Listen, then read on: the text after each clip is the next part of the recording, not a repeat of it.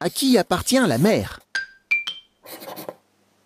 Entre la plage et le large, une bande d'eau de 300 km environ fait partie du territoire d'un pays.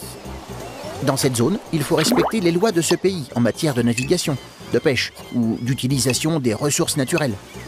Au-delà de 300 km, on entre dans une zone maritime qu'on appelle la haute mer et qui n'appartient à personne.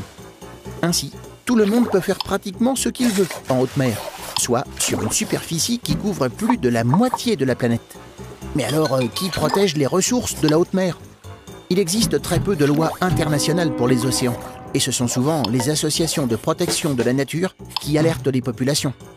Par exemple, quand la haute mer est polluée par un bateau pétrolier qui rince ses cuves dans les océans, ou quand certaines espèces marines, comme le thon rouge, sont en danger à cause de la surpêche.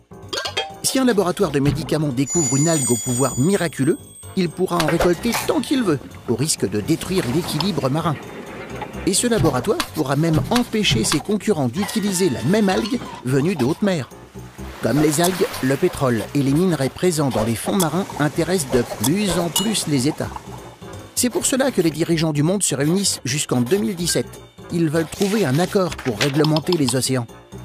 Ainsi, de nouvelles lois pourraient être prochainement votées pour protéger et partager la haute mer et ses ressources naturelles. Tu te poses des questions? Nous, on y répond.